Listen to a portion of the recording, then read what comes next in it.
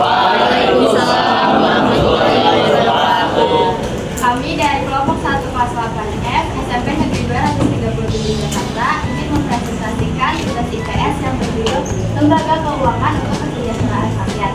Sebelumnya, perkenalkan, nama saya Puspamita Nurjana, dan di samping saya ada Muhammad Zahra Nabil Mujafar, Azrajul Mutahara, Tika Akhilan Indira, dan Anissa Dwi Anggreni.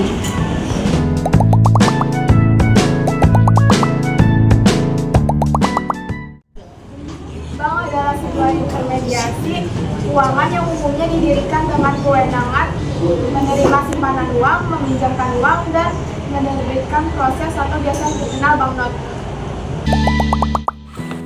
Jenis bank dan fungsinya: bank sentral, bank umum konvensional atau syariah, dan bank perkreditan rakyat dalam kurung BPR atau bank pembiayaan rakyat syariah dalam kurung BPRS.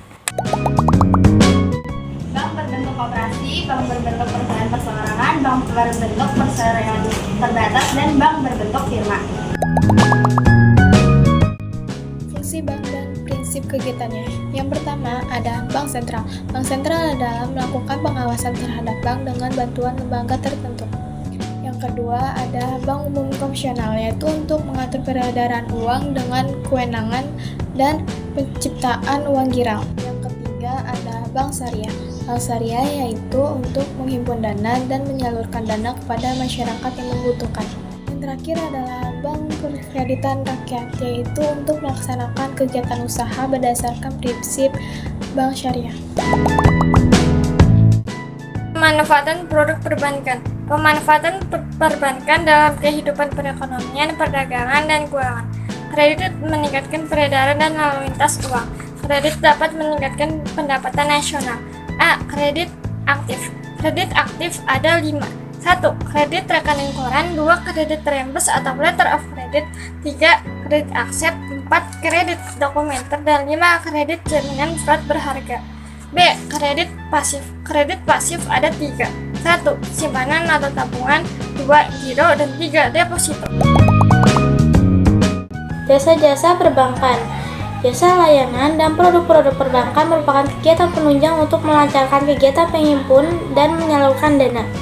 Pertama, transfer. Transfer adalah kiriman uang yang diterima bank termasuk hasil inkaso yang ditagih melalui bank yang akan diteruskan kepada bank lain untuk dibayarkan kepada nasabah. Kedua, clearing. Clearing adalah pertukaran data keuangan elektronik atau warkat antar peserta clearing bank atas nama peserta maupun atas nama nasabah yang diperhitungkan diselesaikan pada waktu tertentu. Yang ketiga, ada inkaso, adalah salah satu jenis jasa pelayanan yang ditawarkan oleh bank kepada nasabah untuk melakukan penagihan sejumlah uang ke suatu pihak atau lembaga tertentu di kota yang berbeda. Yang keempat, ada safe deposit box, adalah suatu wadah atau kotak penyimpanan harta atau surat berharga yang biasanya ditempatkan pada suatu ruang khazanah yang dirancang secara khusus dari bahan baja yang kokoh, tahan bongkar dan tahan api untuk menjaga keamanan barang yang disimpan dan kenyamanan penggunanya. Yang kelima, ada bank card atau kartu kredit. Sistem kartu kredit adalah suatu jenis penyelesaian transaksi retail dan sistem kredit yang namanya berasal dari kartu plastik yang diterbitkan kepada pengguna sistem tersebut. Yang terakhir ada banknote. Banknote adalah layanan kepada nasabah untuk melayani transaksi jual atau beli mata uang asing dalam bentuk kertas atau tunai dalam kurung US dollar. 1. Bank sentral, contohnya Bank Indonesia. 2. Bank perkreditan rakyat atau BPR, contohnya bank daerah, bank pegawai, dan lembaga kredit desa. 3. Bank umum, contohnya BCA, BNI, BRI, dan BTN. 4.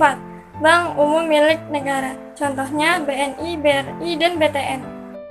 5. Bank umum milik swasta nasional, contohnya Bank Mega, BCA, dan Bank Danamon. 6. Bank umum milik swasta asing, contohnya Maybank, OCBC Bank, HSBC Bank, dan CIMB. 7. Bank umum milik campuran, contohnya DBS Indonesia, Mizuho Indonesia, dan CBT Indonesia.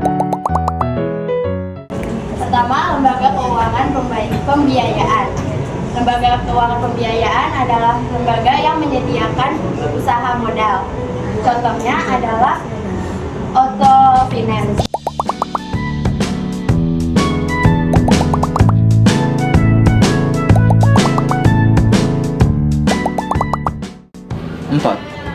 Perusahaan umum pegadaian, ada swasta dan pemerintah. Perusahaan pegadaian pemerintah adalah lembaga keuangan yang dijalankan atau dimiliki oleh pemerintah untuk menyediakan layanan gadai pada masyarakat. Contohnya yaitu Perum Pegadaian.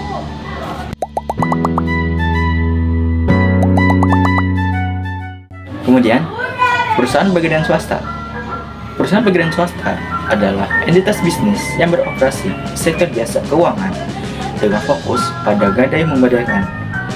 Contohnya yaitu ada BRI Agro dan Mandala Finance.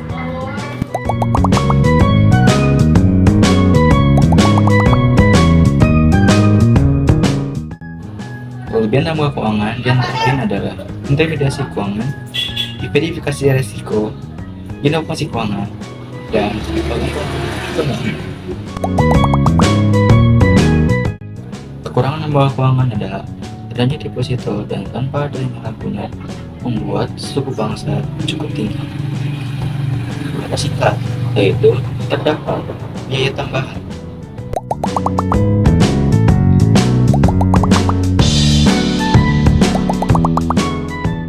Ada yang memberi tanggapan?